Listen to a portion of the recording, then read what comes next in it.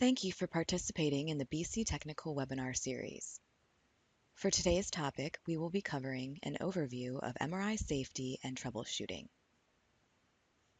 Today's webinar session is worth 1 voice credit. In order to receive this credit, you must complete the online test, which will be available immediately after this webinar. A passing score of 80% is required for the voice credit to be awarded. You may take the test more than once if need be. A certificate will be emailed to you at the close of this webinar and following successful completion of the online test. Please keep this certificate as proof of your completion of this webinar.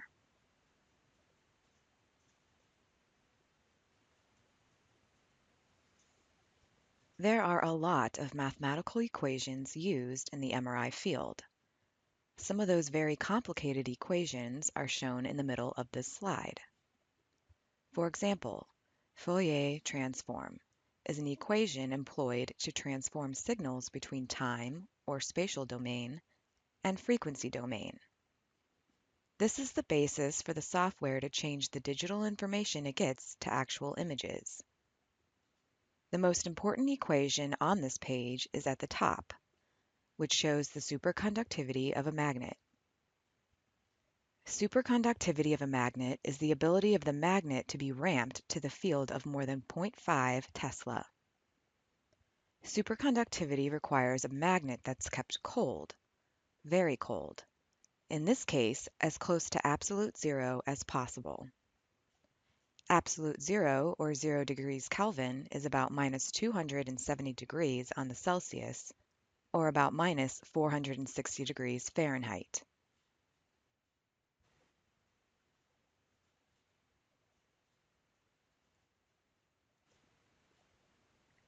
As you can see in this illustration, this is the design of a magnet. The magnet bore is where the body coil goes in, and the patient fits inside. The outside of the magnet holds the helium and the main coil along with the bucking coils. The outside of the wall is metal, as you've seen on many of the magnets. The front is typically covered with a facade, so that you can only see part of the bore where the patient enters. Between the outside and the inside is the actual vessel that contains the liquid helium, also known as cryogens.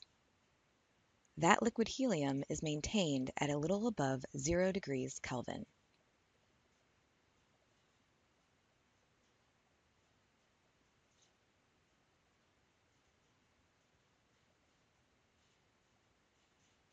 Here is a better cross-section which shows how the bucking coils and the main coils fit inside the magnet. They are a part of the function of the magnet itself, which allows for the helium to cool the system well enough to maintain superconductivity.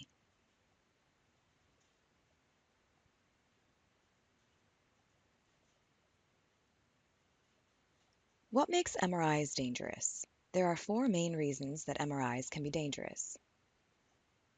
Number 1, the magnetic strength, also known as field strength, which is measured in Tesla. Field strength can range from 0.35 for some of the smaller open-style magnets to 7 Tesla, which is primarily used for brain studies and other research applications. Another danger is the possibility of a quench. A quench is a complete loss of helium. When there is a rise in temperature within the vessel, the liquid helium changes to a gaseous state. As this happens, there is a concurrent rise in the pressure. To keep the vessel from bursting, there are some safety features that allow the helium to dissipate and subsequently evacuate the vessel. This is dangerous as helium released in a small space can result in a loss of oxygen and the ability to breathe.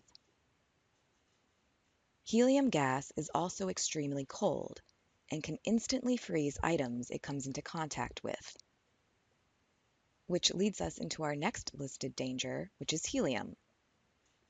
Liquid helium is dangerous during the transfill from the transporting dewar into the magnet. Remember, this product is shipped under pressure at temperatures close to 0 degrees Kelvin. Finally, the RF power can also be dangerous. RF power is the signal power transmitted through the coils. This power is pulsed through the patient, which excites the hydrogen atoms within the patient. The measurement of this change in the state of these patients' atoms is what allows us to acquire an image. As a recap, the four things that are most dangerous about an MRI are magnetic strength, the possibility of a quench, the helium itself, and the RF power.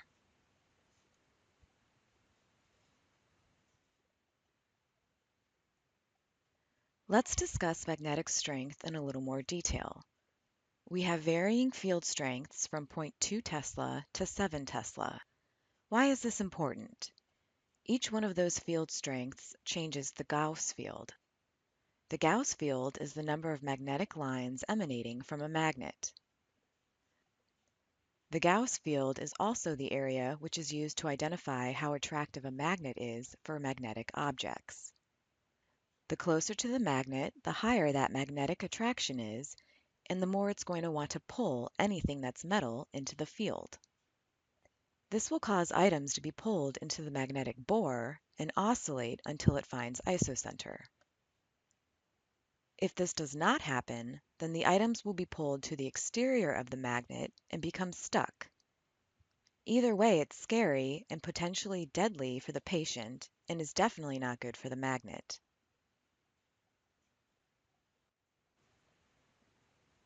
Here's a link that you may want to check out.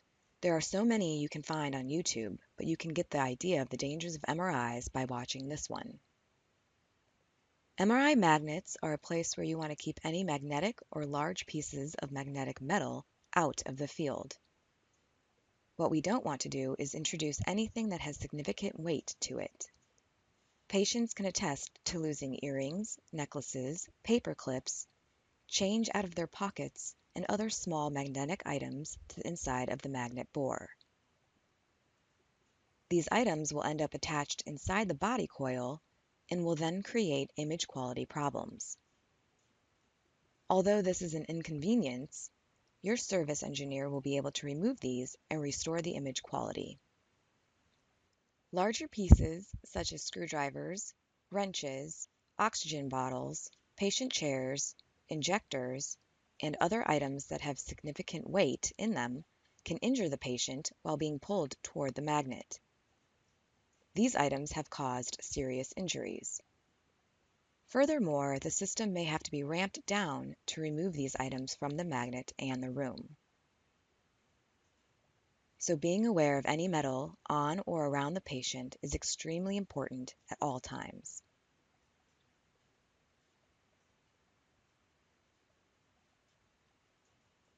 Now let's discuss the possibility of a quench in more detail.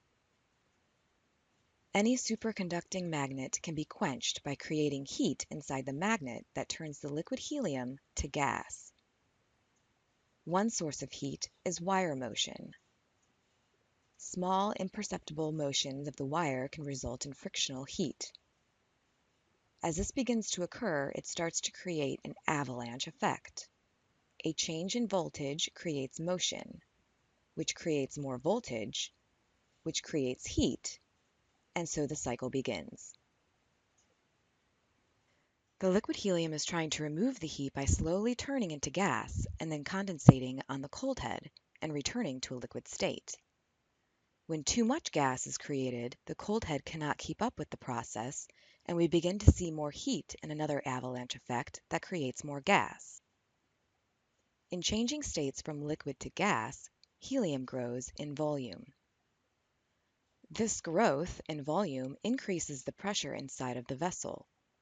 Just to add some perspective on this process, most magnets hold about 2,500 liters of liquid helium. As the helium turns to gas, the gas has an enormous volumetric increase in size. To accommodate this, we have a discharge pipe at the top of the magnet, which may be a couple of inches in diameter and growing to almost 10 inches at the discharge to the outside. Once outside, you are very likely to see a cloud that is 6 to 8 feet wide and up to 50 feet tall. As a safety measure, all superconducting magnets are designed with a burst disc to allow release of the pressure prior to cracking. If this does not occur, the metal vessel of the magnet will be damaged. Even with this safety measure, we have to remember the temperature of the liquid helium. It was about minus 460 degrees Fahrenheit. When it warms to the gaseous state, it is slightly warmer, although still several hundred degrees below zero. This gaseous helium cloud creates an instant freeze zone. The second danger during a quench is that the magnet may be damaged by high voltage. Unlike the few volts used in ramping the magnet, voltages encountered during a quench can be measured in thousands of volts. Therefore, in the process of the quench, the voltage change may damage the inside of the magnet beyond repair.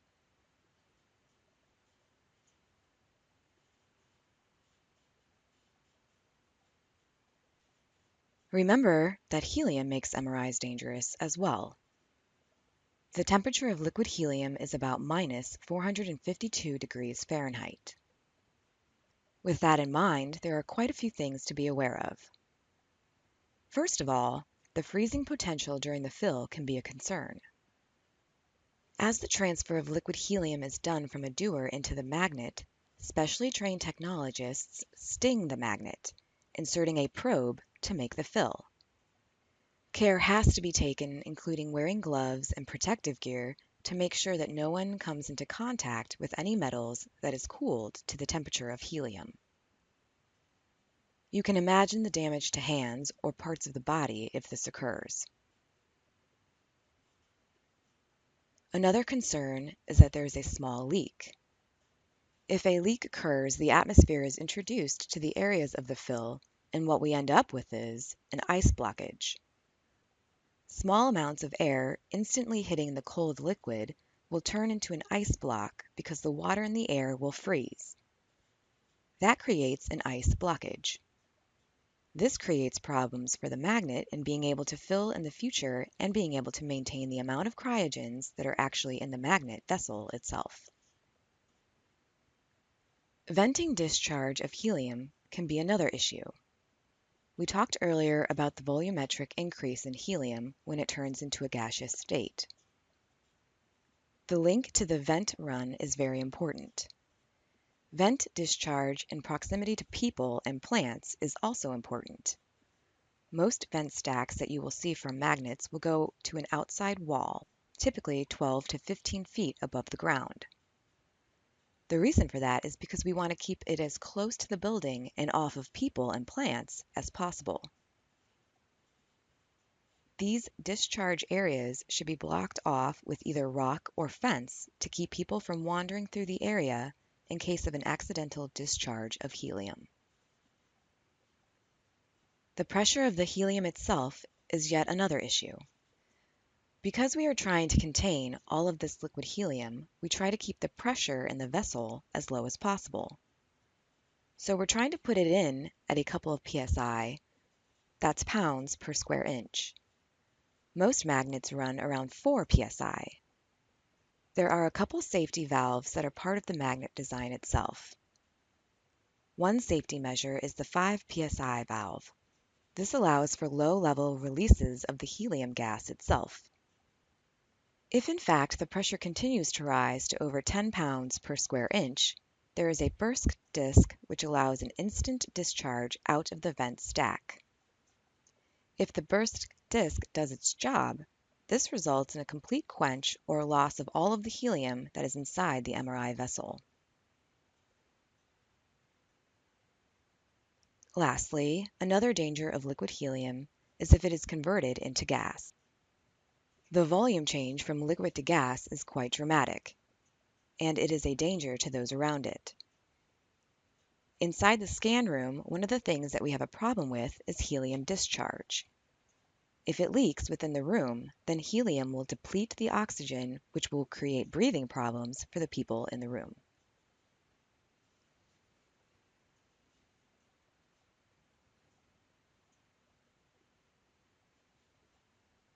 Now let's talk a little more in depth about RF power. RF power is used to excite the hydrogen atoms that are found within the patient.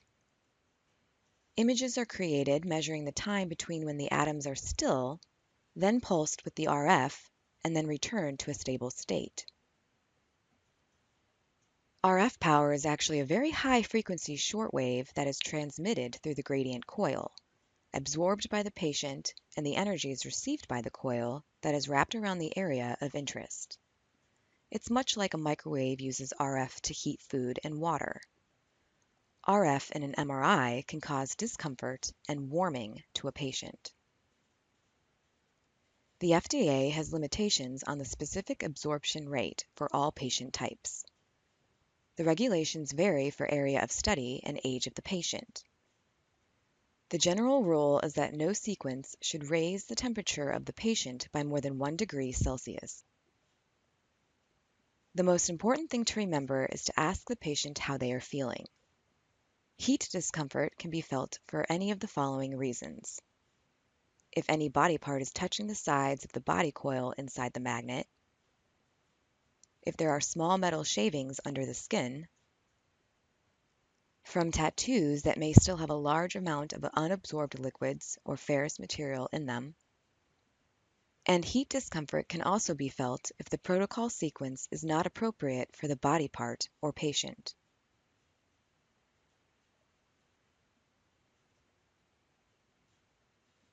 What is wrong with this picture? The answer is there is really no safety around this MRI. A MRI should not be so close to a door, and that ladder should not be so close to the system. The system cannot be ramped to fill because there is no protection and there's no guarantee that people won't come walking through that door wearing or holding metal objects, which would be way too close to that magnet. The only thing that is sort of right with this picture is that the ladder is actually a non-magnetic, non-ferrous material.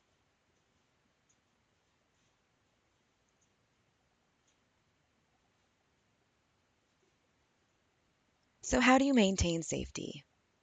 What does this picture actually say? It's not rocket science. It's just hard work and takes lots of planning.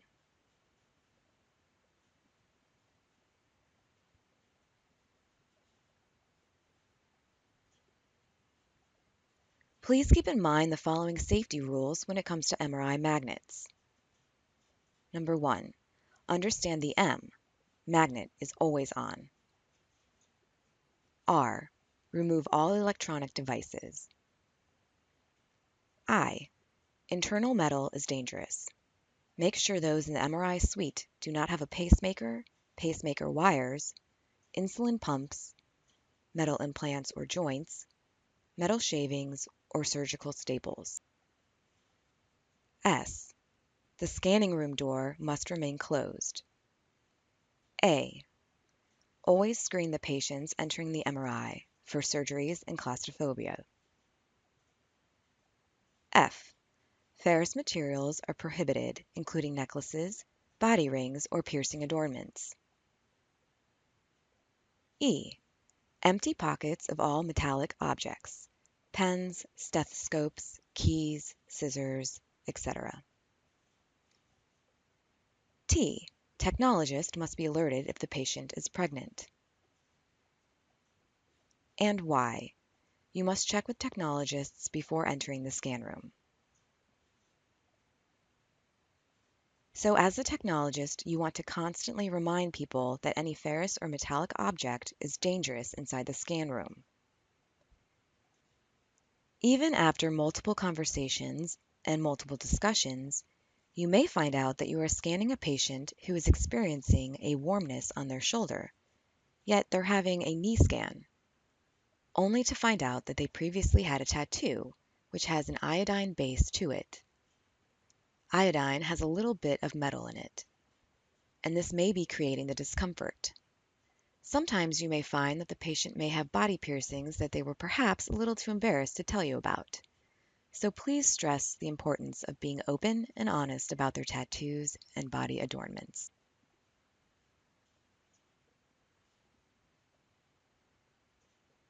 We're now going to talk a little bit about troubleshooting. How do we troubleshoot for cryogen loss? Well, there are a number of pieces that could cause us to lose cryogens. The cooling system in the magnet works in a cascade manner. The chiller takes the heat out of the compressor, which takes the heat out of the lines, which takes the heat out of the cold head, which takes the heat out of the magnet itself. As you can see as the process goes along, any loss of ability to remove heat creates an opportunity for us to lose cryogens. Let's start with the component farthest from the magnet. That is the chiller. The chiller could have a loss of power. With a loss of power, the water temperature can increase, or the water flow can completely stop. Either of these will not allow sufficient heat to be removed from the compressor. Clogged water filters can also create a decrease in water flow. The less the water flows through the compressor, the less heat it can pull out. The compressor is another component that can lose power. The absorber in the compressor can become contaminated. The absorber and the compressor have oil which run through the coils, which pulls the heat out of the lines that helium is running through. It also uses, much like your air conditioner at home, gas to keep the system fully charged and to keep the refrigerant coils cool. So a loss of the gas can create the inability for the compressor to remove heat from the lines.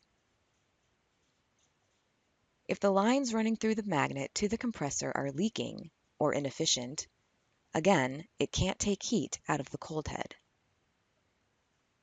The cold head can lose efficiency or can lose a seal or become contaminated, which leads to a loss of cryogens. Cold heads typically only have a lifespan of about 2 years. So between 24 to 30 months, the cold head is going to start to lose its ability to efficiently remove heat from the magnet. Remember, cold heads run 24 hours a day, 7 days a week, always pumping back and forth to try to remove the heat from the magnet, through the lines, and out to the compressor to the chiller. And within that process, it will keep the liquid helium liquid. So anything in this process, from the cold head all the way back to the chiller, can create cryogen loss. From a small amount per day to a great amount per day, depending on how many pieces of this process are inefficient or have failed.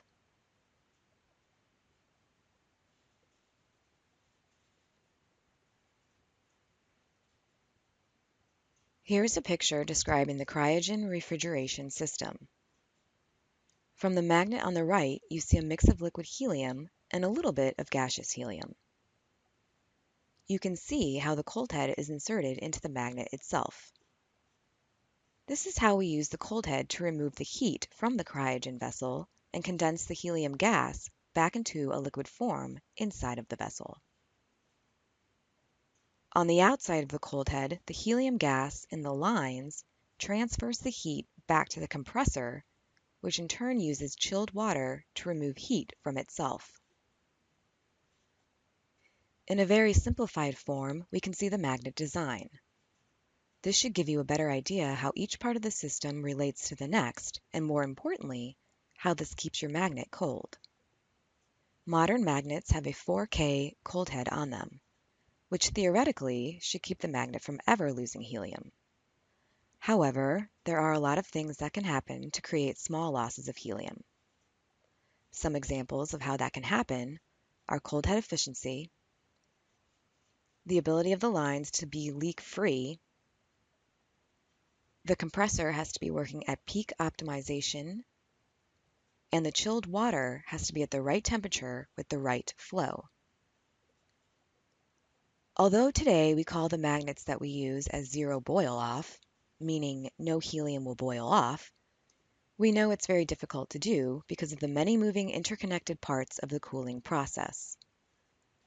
It's not exactly zero boil off, but it is a very minimal use of helium.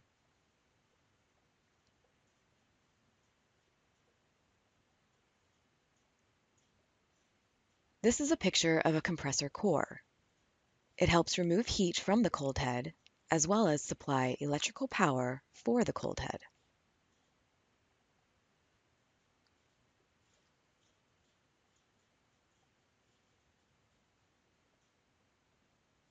Here's a diagram of the first stage of the helium compressor heat exchanger. In the illustration, it shows how hot helium in a gaseous state comes from the cold head. Then, chilled water cools the helium gas, which goes into the compressor for further cooling, and then the cold helium is piped back to the cold head. This is how we are exchanging the heat out of the cold head through the lines.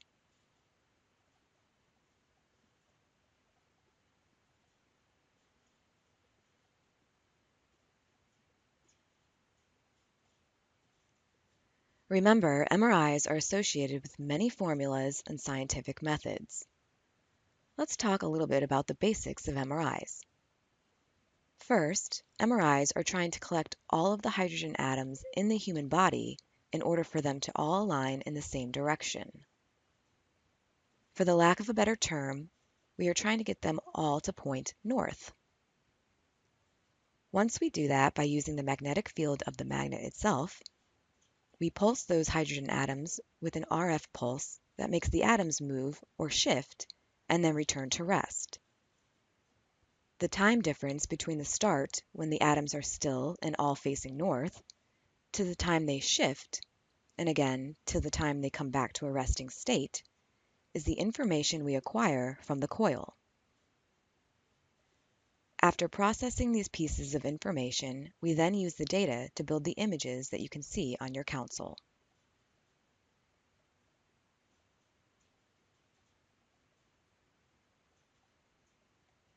Here's another piece that's important: signal to noise. The signal to noise ratio increases as the field strength increases. It makes good sense. Basically, what that means is the tighter we can align the hydrogen atoms, the less noise that we are going to see as we pulse them. So we're going to have the hydrogen atoms stay still for a longer period of time.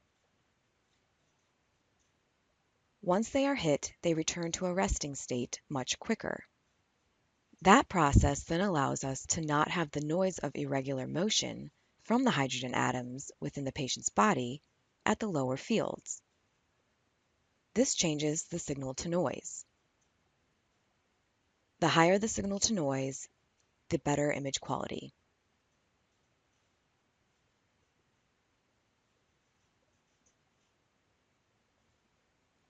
Poor image quality. Earlier we said if we had change in the room environment, little things can happen that create all kinds of issues. Noise is not something you hear in an MRI because we are all at the RF frequency. Noise can be simple things from a change in light bulbs, a new patient camera being installed, a non-MRI injector being used, a bad seal on the door, or RF leaking into the room. One of the ways you can see if RF is leaking into the room is if you take an old handheld AM/FM radio into the magnet room and close the door. Once inside the room, attempt to find a radio station. If in fact you can hear a radio station, that's actually RF leaking into the room. With the door open, you should be able to find one easily, but there would probably be quite a bit of static. However, with the door closed, if the MRI room is sealed properly, you should not be able to find a radio station. The best patient image quality comes from rooms that are sealed tightly with no RF seeping through. Another reason why you might have poor image quality is if you are exchanging an 8-channel system for a 16-channel system. The coils used are different and may change the requirements for the screen room. Each magnet requires different environment standards. For instance, the 4-channel systems can handle a lot more noise because they are not as sensitive. As you move to the 8 and 16-channel coils, sensitivity increases which allows for better image quality. But any degradation in signal to noise creates bigger and bigger gaps for you on image quality. If you have just switched to an 8 or 16 channel system with new coils, you may want to have an RF inspection done on the room to ensure that you are meeting the new standards that are required for the systems. The magnetic field needs to be very consistent to allow good image quality. The way this is done is by shimming the magnet. Much like a piece of wood is used in leveling a shelf or door, we must use a process to adjust the magnetic field so that it remains constant. Like a house settling and walls not being level, over time a magnet will lose its shim, and it will not keep the magnetic field in the shape that we would like it. This loss of shape allows for distortion, and consequently it results in poor image quality. When we talk about supercon shim, we are referring to the process that is taken to readjust the shim coils within the magnet to make the magnetic field as uniform as possible. What happens if some of the images are poor? It could be due to individual coils that are being used to scan patient body parts. If you are seeing constant poor knee images, head images, spine images, or extremity images, look at the actual individual coil. Connector pins, wires within the cables, and even sometimes the RF receiver built within the coil itself can cause breaks to individual coils. Any damage can add a new source of noise into the system, which then creates poor image quality as well. Occasionally, poor image quality is just due to the patient's anatomy. It is important to be diligent in positioning the patient on the coil and in the system correctly. You want to make sure that the patient is not getting warm and losing that RF efficiently back through the warmth rather than signal. If this happens, it can be a cause of poor image quality. And finally, like most anything, human error in operation of the unit can result in poor image quality as well.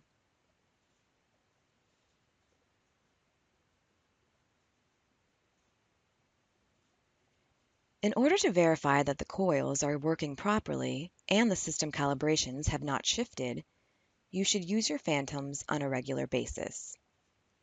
If your calibrations are off, it could result in poor image quality.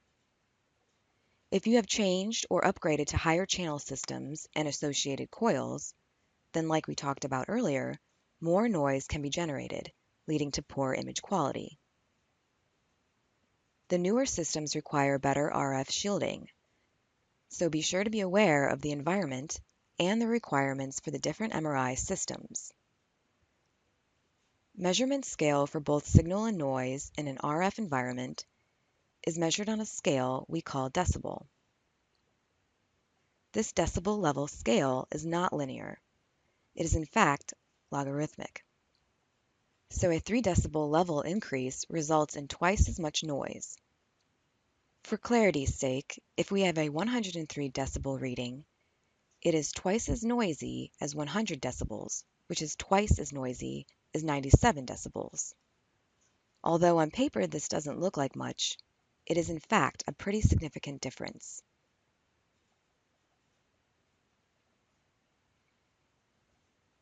So what exactly did we learn today about MRI safety? MRIs are useful imaging platforms that have inherent dangers. These dangers include high magnetic fields, extremely cold cryogens, quenches, and RF signals. Another danger, which wasn't actually discussed yet, is noise level. The problem with noise level can be patient and technologist related. The noise being referred to here is the noise that is created as the RF is pulsed through the gradients, which is the constant bang bang banging that is heard while the MRI is imaging. We typically recommend that patients use some kind of ear protection during longer scan times because of those noise levels. This noise can also be a hazard to the technologist if they are listening for patient feedback via the patient intercom, yet continue to hear the bang bang banging in the background. As a technologist, you should be aware of the ambient noise that you are at risk at on a regular basis. Here are some basics in regards to troubleshooting with MRIs. The first thing you want to do is ask the question, what is different today? Has the environment for the MRI changed? Things to consider are, perhaps while you were gone overnight, a light bulb had to be changed, but the janitor put the wrong light bulb in. This small change can create noise in the images, resulting in poor image quality. Or maybe there is a change as simple as a door not being sealed well, or a coil that has a break in the wire. All these sorts of examples can cause issues for the images. Another thing to consider is to actually focus on what is working. That can help define what the problem is. If you see poor image quality, is image quality poor only on certain studies? Or is it only on contrast studies because maybe the wrong injector is being used? Another question to ask is how can you test the parts that you are unsure of? We want to make sure we provide the best information we can to those who will work on the unit, whether they are other technologists or service engineers. If we have image quality problems, how can we test the parts that we are unsure of? The use of phantoms is a very good place to start. This piece of information is important because we know what the baselines are from the different coils. If we can't test for these differences, then we can at least define what's different today and what's working. It gives the field service engineers a huge boost in resolving the issue in a timely fashion. The last question would be, who can you call for assistance? Do you have a service maintenance provider? Please make sure those numbers are always close because, like everything, safety and reliability of your equipment relies on qualified people to maintain them.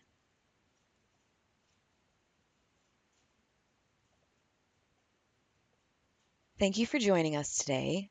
We hope you enjoyed our webinar on MRI safety and troubleshooting. Please remember to take your test and that you must score an 80% or above to receive a certificate.